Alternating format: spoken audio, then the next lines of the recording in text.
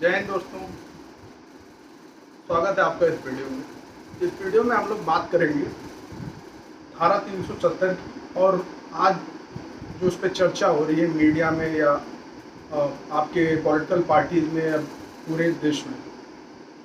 दोस्तों, लगभग 2 साल पहले धारा 370 को संवैधानिक तरीके से संसद में गृह मंत्री जी के द्वारा रिपील कर दिया गया और जम्मू कश्मीर, जो कि एक विशेष राज्य का दर्जा उसे प्राप्त था, जिसमें एक क्लॉज 35A भी था, वो खत्म हो गया। लेकिन उसके बाद जो परिस्थितियां आई और उसमें जो एक चर्चा शुरू हुई कि यह संवैधानिक है, ये हर चीज़ जो पिछले 3-4 सालों से प्रमुखता से रहता है हमारे मीडिया हाउसेस में या पॉलिटिकल पार्टीज़ के बीच, कि अपने आप में एक चर्चा का विषय नहीं हुआ, इस पर राय मशवरा नहीं लिया गया। तो दोस्तों, अगर आप संवैधानिक तरीके से बात करेंगे तो इसमें किसी भी प्रकार की किसी को आपत्ति नहीं हुई, क्योंकि मामला सर्वोच्च न्यायालय तक गया और उसने भी ये चीज़ स्वीकार किया कि इसे खत्म करने का प्रोविजन उसी में निहित था, उसी में ही छुपा हुआ था। धारा 370 को जो गृह मंत्री जी ने अपने तरीके से उपयोग करके उस उपबंध को, उस धारा को खत्म कर दिया, क्योंकि ये टेम्परेरी प्रोविजन था अपने आप में। पर चर्चा, वाद विवाद लोकतंत्र में होता रहता है और हुआ और आज भी चल रहा है। उसमें विपक्षी पार्टी जो मूलतः जम्मू कश्मीर से हैं, चाहे वो महबूबा मुफ्ती सहित PGP जो भूतपूर्व मुख्यमंत्री रही हैं वो हों या उमर अब्दुल्ला साहब हों, इनके बयान, इनका विचार जो धारा 370 और कश्मीर को लेकर के है, उसमें आप सब परिचित होंगे। लेकिन पिछले दिनों महमूदा मुफ्ती सईद का ये बयान आया 2-3 दिन पहले कि जम्मू कश्मीर के मसले पे हमें पाकिस्तान से बात करना चाहिए। तो इसमें मुझे एक भारतीय नागरिक होने के नाते बहुत ज़्यादा घोर आपत्ति है कि आप अपने देश में आलोचना करिए, अपने देश में आप सरकार से, केंद्र सरकार से या आप किसी भी मुद्दे पे, किसी भी वैचारिक मतभेद में आप वाद विवाद कर सकते हैं, पटाक्षेप कर सकती हैं, ट्विटर पे लिख सकती हैं, लेकिन आप किसी भी मसले को एक ऐसे मुल्क जो खुद दाने दाने के लिए तरस रहा है, जिसकी अर्थव्यवस्था ठीक ना हो, जो खुद चीन के हाथों बिका हुआ है, सीपे के थ्रू हो या मिलिटरली हो या इकोनॉमिकली हो या कोरोना काल में वो वहाँ से सिनोफार्म जैसे वैक्सीन के लिए कतार में खड़ा हो, चाइना की बात कर रहा हूँ, उस पाकिस्तान जैसे पिछलग्गू 2 कौड़ी के राष्ट्र से हम क्या इस बात पे चर्चा करेंगे कि जम्मू कश्मीर का नीति निर्धारण कैसा हुआ? धारा 370 पे हम उनसे राय मशवरा करेंगे?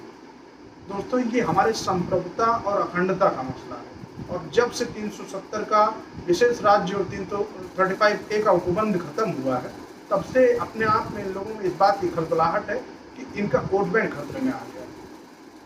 दोस्तों,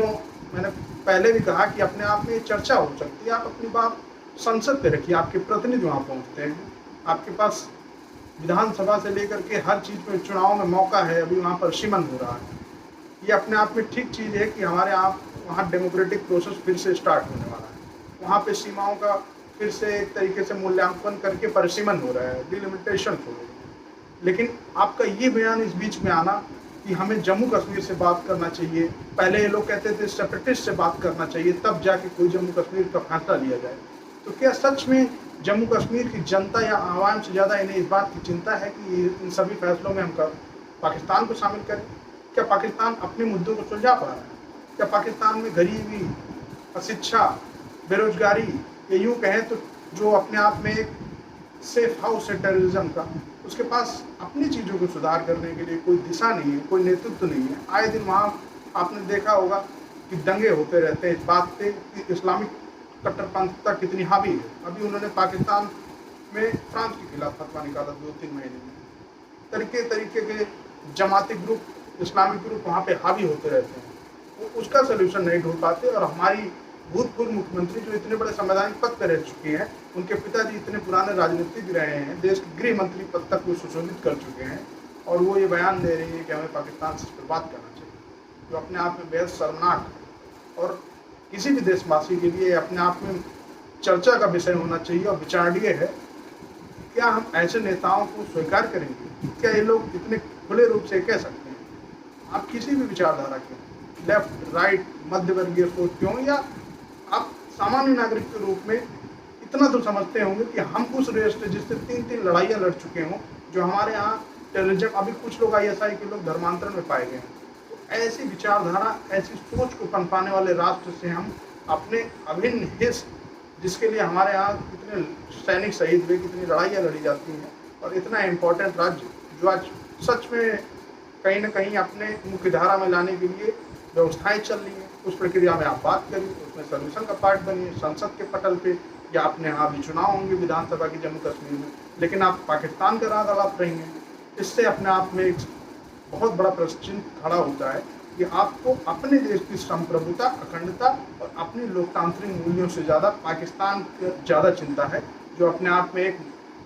लोकतांत्रिक रूप से या आर्थिक रूप से या सामाजिक रूप से बहिष्कृत राष्ट्र है। आप इस पे क्या सोचते हैं, इस वीडियो में हमें ज़रूर बताएं, और अपना कमेंट सब शालीन भाषा में ज़रूर हमें बताएं कि ऐसे नेताओं के बयान पे और धारा 370 के विषय में आपके क्या विचार है। जय हिंद, वंदे मातरम।